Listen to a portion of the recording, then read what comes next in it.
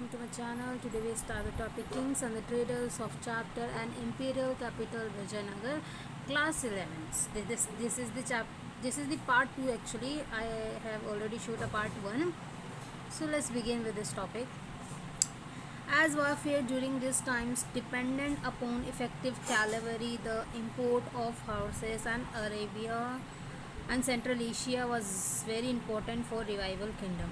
सो इस टाइम पे जब वार हुआ करती थी तो उस टाइम पे जो कैलेवरीज होती हैं, जो घोड़े होते हैं, वो सब क्या होते थे, बहुत ज़्यादा ज़रूरी होते थे. मतलब इस टाइम पे उन्हीं से लड़ाई की जाती थी. कोई तोप या बंदूकें तो थी नहीं.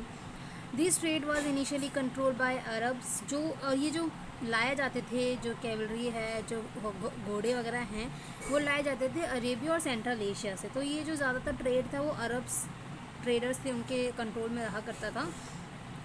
जो लोकल कम्युनिटीज़ थी ऑफ मर्चेंट्स, जिनको हम कहते हैं कुदाइरिया चितीज़ और हॉर्स मर्चेंट्स आल्सो, वो भी पार्टिसिपेट करते थे एक्सचेंज वगैरह में. From 1498 other actors appeared on the scene. फिर उसके बाद क्या होता है कि और भी लोग ज्वाइन हो जाते हैं और भी लोग अपना ट्रेड वगैरह शुरू कर देते हैं. दीज वर, जो वो कौन थे जो और थे, वो थे पोर्टुगीज़, जो कि आते हैं इंडिया के अंदर वेस्ट कोस्ट से. और वो क्या करते हैं, अपनी ट्रेडिंग, अपनी मिलिट्री स्टेशन वहाँ पे इस्टेब्लिश करने की कोशिश करते हैं. कहाँ पे? इंडिया के अंदर. The superior military technology specially our use of muskets वो लोग यूज़ करते हैं.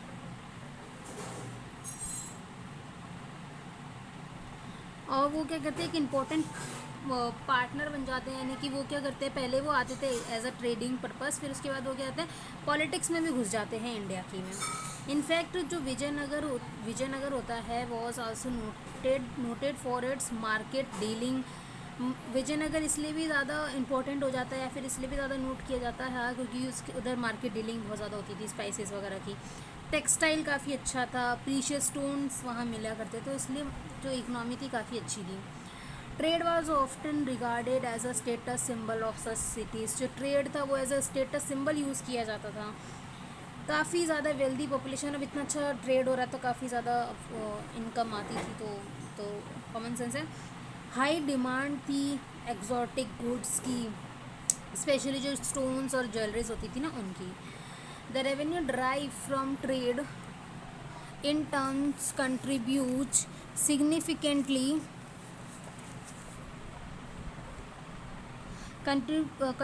significantly to the prosperity of the state. तो क्या है, जो रेवेन्यू ड्राइव किया जाता था वो क्या करता था, स्टेट की जो प्रॉस्पेरिटी है, स्टेट को बढ़ाना, उसकी वेलफेयर में यूज़ किया जाता था. The apogee and decline of the empire कैसे हुआ था, विद द पॉलिटी. जो पॉलिटी थी चल रही थी उस टाइम पे. The climates of power included members of ruling lineage as well as military commanders. The first dynasty known as the Sangam dynasty exercise control till 1485. तो जो इससे पहले डायनेस्टी वो थी संगम डायनेस्टी, जिसने अपना रूल किया था 1485 तक. They were supplanted by the Seleucus military commander who remained in power till 1503 when they were replaced by the Tulwas. तो उस टाइम पे जो संगम डायनेस्टी थी वो कैसे रिप्लेस की, उनके मिलिट्री कमांडर्स ने ही उसको रिप्लेस किया था. कृष्णदेव राय बिलोंग टू टुलुवा डायनेस्टी. जो कृष्णदेव राय हैं जिन्हें विजयनगर साम्राज्य की स्थापना की थी, वो कौन से डायनेस्टी से बिलोंग करते हो, टुलुवा डायनेस्टी से बिलोंग करते हैं.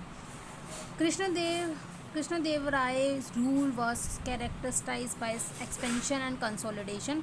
कृष्णदेव राय के टाइम पे काफ़ी ज़्यादा एक्सपेंशन होता है, कुछ चीज़ें कंसोलिडेशन भी की जाती हैं. वो एक ऐसा समय था जब जो ज़मीन थी बिटवीन तुंगभद्रा और कृष्णा रिवर वो किसने एक्वायर कर ली थी, रूलर ऑफ उड़ीसा, यानी कि उड़ीसा के जो रूलर थे उनने. वह subdue and several defeat were inflicted on the sultan of Bijapur. Although the kingdom remain in a constant state of military preparedness. It flourished under the condition of unparalleled peace and prosperity. तो क्या होता है, जो kingdom होता है वो constantly military preparedness अपना कर रहा होता है, यानी कि अपनी मिलिट्री को तैयार कर रहा होता है. फ्लरिश होता है जब अनपैरेलल्ड जो मुझे इनकी पीस और प्रॉस्पेरिटी इतनी ज़्यादा ठीक नहीं होती है, तब ये क्या होता है, किंगडम फ्लरिश होता है. कृष्ण देव राय को जो क्रेडिट जाता है विथ बिल्डिंग सम, उनने क्या बनाया था, कुछ टेम्पल्स ऐसे बनाए थे, काफ़ी अच्छे थे. Adding impressive gopurams to many important South Indian temples. तो जो गोपुराम्स वगैरह होते होंगे, मतलब मंदिर में जो होते थे, वो उनने बनाए अपने टेम्पल, जब उनने बनाया था उसके अंदर. He also founded a suburban township near Vijayanagar called Nagalapuram after his mother. तो उसके बाद क्या होता है, वो सब अर्बन टाउनशिप बनाते हैं जब उनकी माता श्री की डेथ हो जाती है उसके बाद. और जो हमें जो इम्पोर्टेंट चीज़ें पता चलती है विजयनगर एम्पायर के बारे में, वो इसकी चीज़ की बात पता चलती है. Strains begin to show within the imperial structure founded Krishnadevaraya death in 1529. तो जो कृष्णदेवराय हैं उनकी मृत्यु हो जाती है 15 कब होती है, 15 कहाँ गए, हाँ 1529 में. ओके. हर सक्सेसर, जो उसके सक्सेसर होते हैं, वो परेशानी में आ जाते हैं क्योंकि बाय रेबेलियस नायक्स और मिलिट्री चीफ्स के बीच में क्या हो जाती है, लड़ाई, एक जंग सी छिड़ जाती है. फिर 1542 में जो कंट्रोल जाता है वो जाता है सेंटर के पास. Shifted to another ruling lineage that of the Aravidu which remain in power till end of the 17th century.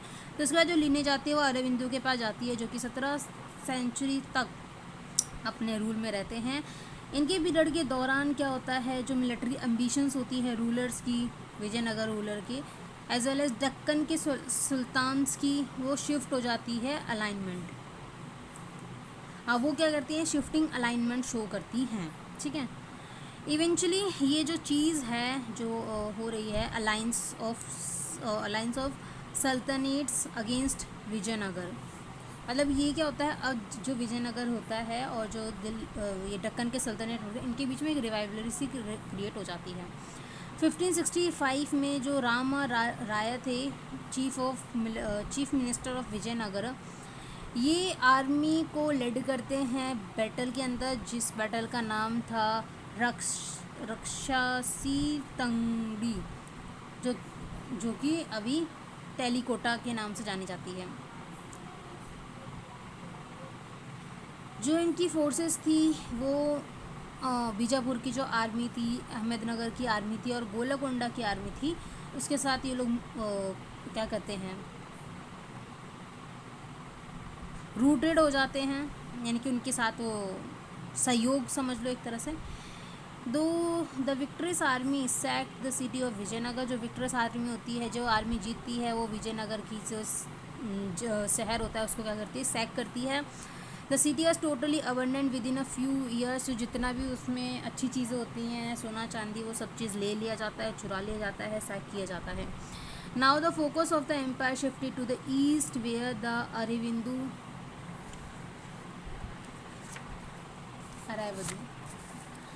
Dynasty rule. जब फोकस जो होता है उनका वो शिफ्ट होता है कहाँ पे, अरविंदू डायनेस्टी पे. फ्रॉम कहाँ से, पेनुकोंडा लेटर चंद्रगिरी नियर तिरुपति. तो वो वहाँ पे वो लोग क्या करते हैं, अपने फोकस को शिफ्ट करते हैं.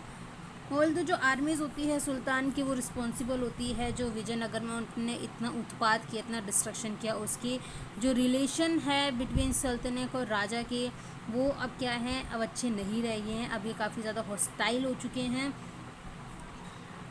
और उनके अंदर रिलीजियस डिफरेंस तो पहले से है ही. कृष्णदेवराय जो होते हैं वो एक एग्ज़ाम्पल होते हैं किस चीज़ के, कि वो सपोर्ट करते हैं सम क्लाइमेंट्स of power of sultanate to took pride of the title established establisher of a Yavana kingdom. मतलब जो कृष्णदेव राय होते हैं वो क्या करते हैं, वो सपोर्ट करते हैं, वो अप्रिशिएट करते हैं क्लाइमेंट्स की जो पावर होती है सल्तनत में, जो उनको प्राइड मिलता है। तो जो वो स्टेब्लिशर ऑफ यवना किंगडम, ठीक है। सिमिलरली जो सुल्तान ऑफ बीजापुर होते हैं वो इंटरवीन करते हैं, रिजॉल्व करते हैं सक्सेशन को, जो डिस्प्यूट चल रहा है उसको। डिस्प्यूट विजयनगर फॉलोइंग डेथ, मतलब जो कृष्णदेव राय के बाद जो डिस्प्यूट फैला विजयनगर में, इतना ज़्यादा तबाही हुई, उसमें वो लोग क्या करते हैं, इंटरवीन करते हैं, उसको सॉल्व करने की कोशिश करते हैं। इसके अलावा जो किंग होते हैं विजयनगर का, वो इंश्योर करते हैं स्टेबिलिटी ऑफ सल्तनत और वाइस वर्सा। मतलब सल्तनत वाले भी चाहते हैं स्टेबिलिटी बन जाए, और ये जो कृष्णदेव राय ये विजयनगर की जो राजा हैं वो भी चाहते हैं कि यहाँ पे क्या हो जाए, शांति हो जाए। जो एडवेंचरस पॉलिसी होती है राम राय की, वो who try to play off one sultan against another, that led to this sultanate to combine together and decisively defeat them। तो क्या होता है, जो रामा राय की पॉलिसी होती है कि वो एक सुल्तान से दूसरे सुल्तान को बढ़ा देता है, लड़ा देता है, तो वो उसकी जो पॉलिसी होती है वो उसकी डिफीट कर दी जाती है, उसको हरा दिया जाता है।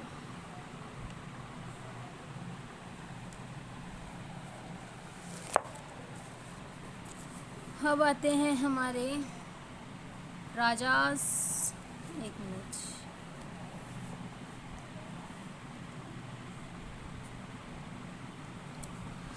the Rayas and the Nayakas. Among those who exercised power in the empire were military chiefs who usually controlled forts and had armed supports। तो बेसिकली क्या होता है, अब किसी भी जो राज्य होते हैं इसमें ज़्यादा पावरफुल मिलिट्री होती है, क्योंकि वो क्या करते हैं, कंट्रोल करती है, जो फोर्ट्स वगैरह होते हैं, आर्मी सपोर्ट उनके पास होता है। जो चीफ्स होते हैं वो एक जगह से दूसरी जगह भी मूव करना पड़ता है किन्हीं किन्हीं केसेस में, जब बाय पीजन्स लुकिंग, जब पीजन्स क्या कहते हैं फर्टाइल लैंड के लिए जाते हैं, या फिर जब उनको क्या कहते हैं, क्या करना होता है, रहना होता है, तो वो एक जगह से दूसरी जगह करते हैं, मूव भी करते हैं। जो चीफ्स होते हैं उन्हीं को ही नायकास कहा जाता है, जो कि बेसिक यूजुअली क्या बोलते हैं, तेलुगु बोलते हैं, फिर कन्नड़ बोलते हैं। तो जो काफ़ी सारे नायकास होते हैं वो सबमिट करते हैं अपनी अथॉरिटी, यानी कि किंग के वो क्या हैं, सबऑर्डिनेट हैं, उनके साथ हैं, बट कभी कभार वो रेबल भी कर जाते हैं, सबड्यू बाय मिलिट्री एक्शंस, अपने मिलिट्री एक्शंस के through. The Amara Nayaka system was a major political innovation of Vijayanagar empire. जो उनने सिस्टम निकाला था, क्या, अमायरा नायका सिस्टम, वो काफ़ी ज़्यादा इनोवेटिव था विजयनगर एम्पायर के अंदर।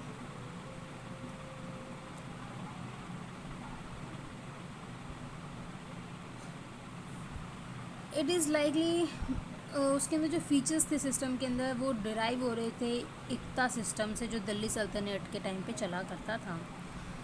जो अमायरा नायकास थे वो मिलिट्री कमांडर्स थे, जो अपने टेरिटरी देते थे गवर्न करने के लिए, किसको, राया को।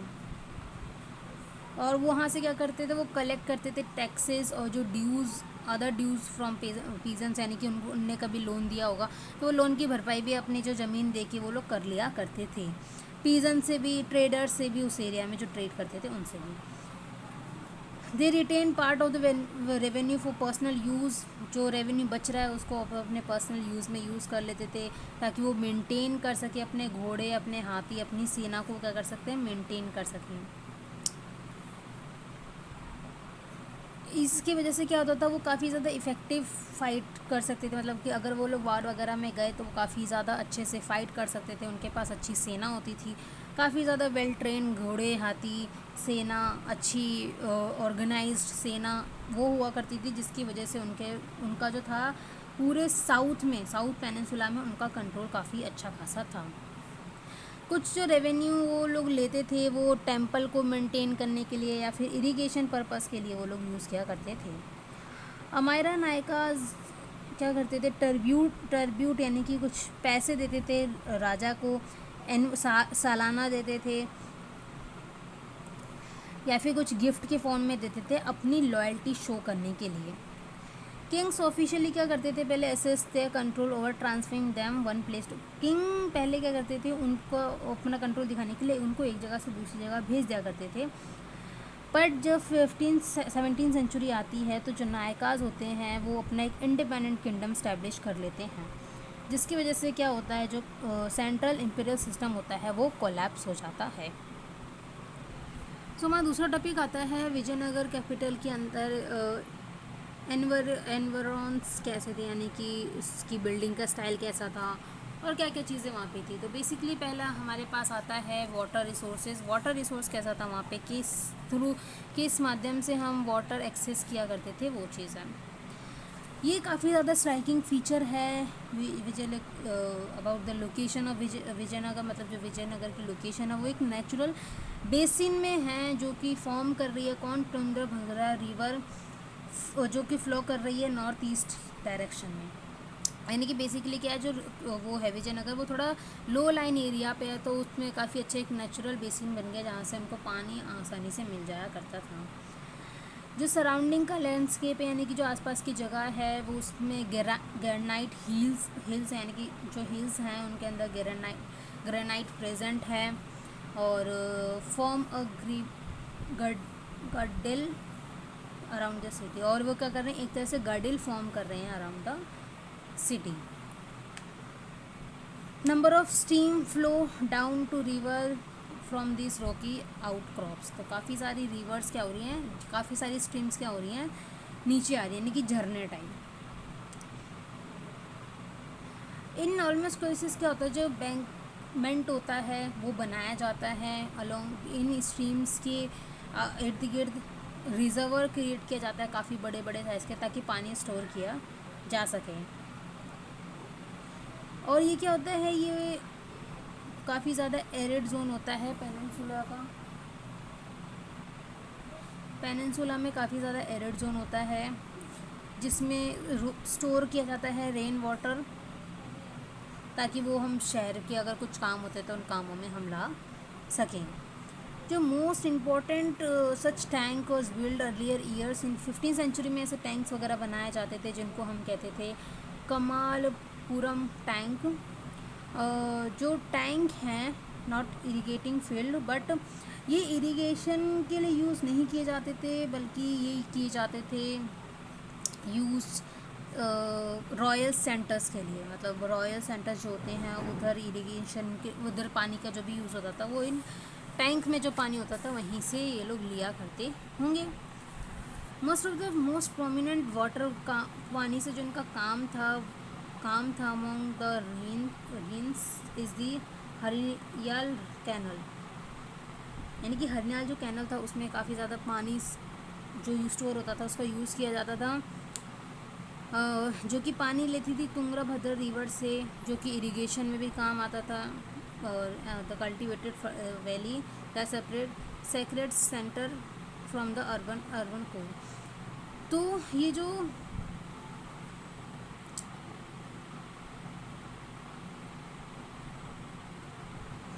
कैनल थी इसको पानी मिलता था जो तुंगभद्रा डैम है उससे, जो कि इरिगेशन में जो मतलब फील्ड कल्टिवेट करते हैं इरिगेशन में काम आता था, जो कि सेपरेट भी करता था सेक्रेट सेंटर जो होते थे और अर्बन कोर होते थे उनसे। और ये बनाया था संगम डायनेस्टी के राजा ने। अब क्या करते थे लोग, फोर्टिफिकेशन भी कर दिया करते थे एंड रोड्स की।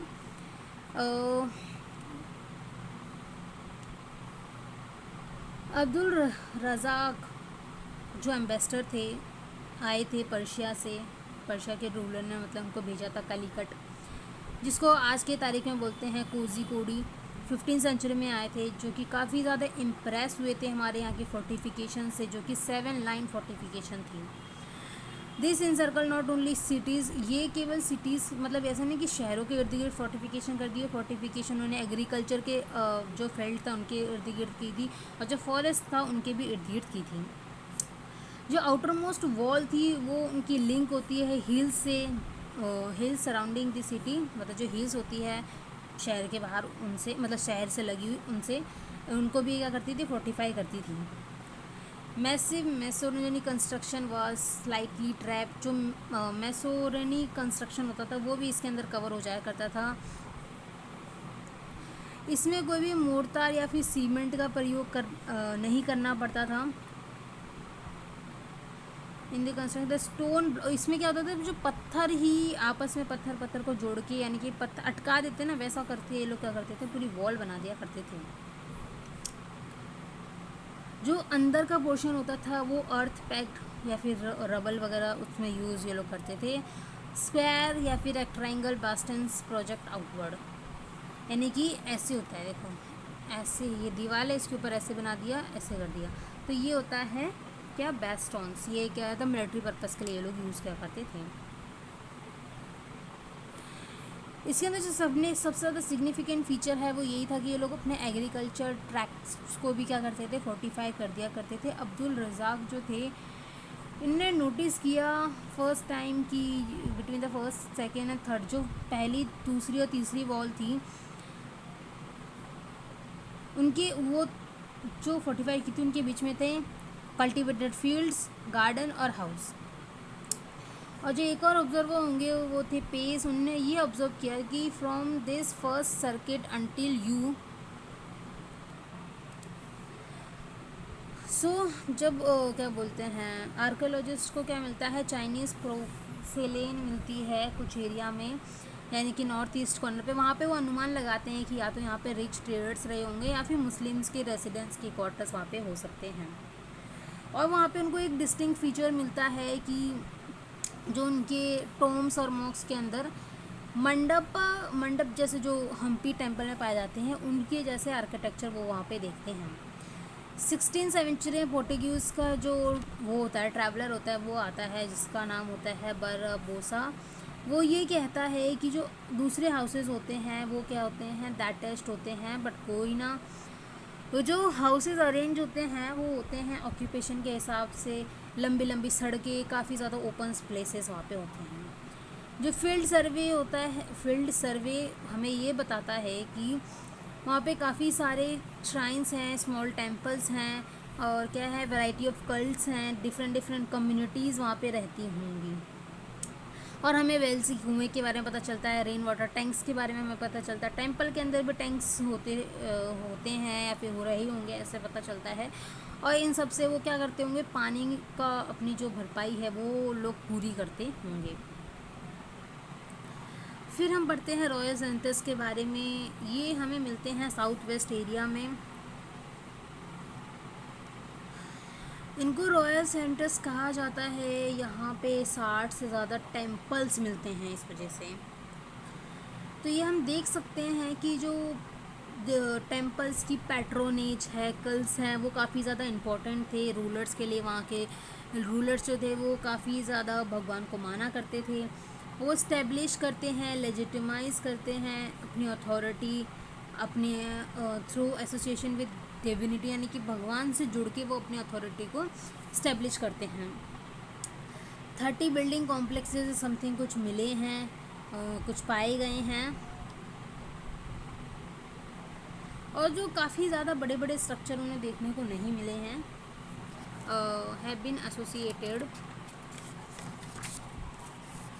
जो कि एसोसिएटेड की रिचुअल फंक्शंस, यानी कि रिचुअल फंक्शन जितना करने के लिए कोई ऐसी बड़ी बड़ी जगह उनको या फिर बड़ी बड़ी चीज़ें उनको देखने को नहीं मिली है।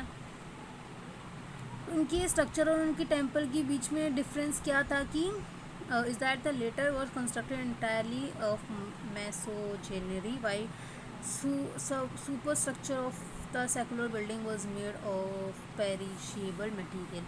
तो बाद में जो स्ट्रक्चर है ना उसको मैसोरजनी से बनाया गया है, पूरा स्ट्रक्चर मैसोरजनी से बनाया है, बट पहले ऐसा नहीं होता था। पहले जो स्ट्रक्चर बना था वो पूरा पेरिशेबल मटेरियल से बना था। महानामी दिब्बा, ये क्या है, some of the more distinct structure है एरिया का, जो कि असाइन करता है name based on the form of building और उसकी क्या क्या फंक्शन थे, यानी कि उस बिल्डिंग में जो जो चीज़ें पाई जाती हैं, जैसा भी कमरा, रूम, गेट, जो भी चीज़ें थी उसके क्या फंक्शन थे। जो किंग्स पैलेस था, यहाँ पे किंग रहा करता था, वो largest enclosure but not yield definite evidence of royal residence. मतलब वहाँ पे अभी तक ये हमें एविडेंस नहीं मिला है कि वहाँ पे कोई रॉयल रेसिडेंस रहता था, बट उसको देख के हम ऐसा कहते हैं कि वहाँ पे क्या था, राजा रहता होगा। दो इम्प्रेसिव प्लेटफॉर्म्स यूजुअली जिसको कहा जाता है ऑडियंस हॉल और महानवी दिब्बा दिब्बाबा जो इंटायर कॉम्प्लेक्स होता है was very high, double wall होती है उसकी स्ट्रीट बिटवीन, मैंने कि जो क्या बोलते हैं कॉम्प्लेक्स होता है उनके बीच में जो दीवारें होती हैं वो काफ़ी ज़्यादा क्या होती है, मजबूत होती हैं और डबल वॉल होती हैं। द ऑडिशन हॉल होता है is high platform with slot of wooden pillar होते हैं और close as a regular interval. उसके अंदर क्या होते हैं, सीढ़ियाँ भी होती हैं अप टू सेकंड फ्लोर, यानी कि सेकंड फ्लोर तक, और पिलर्स वगैरह भी होते हैं। पिलर्स जो होते हैं वो क्लोजली स्पेस्ड होते हैं और काफ़ी कम उसमें जगह होती है स्पेस आने की या फिर काफ़ी इर्द गिर्द होने की। पर अभी तक हमें ये नहीं पता कि ये जो ऐसे हॉल्स होते थे वो किस लिए यूज़ किए जाते थे, ये सब बस अनुमान लगाया जा रहा है। Located one of the highest point of the city जो महानवी दिब्बा का था वह the massive platform rising from the base, यानी कि एक प्लेटफॉर्म था जो कि बेस यानी कि ज़मीन से 11,000 स्क्वायर फीट था। Where evidence is supporting wooden structure, जो एविडेंस है वो ये कहते हैं कि वुडन स्ट्रक्चर का हो सकता है।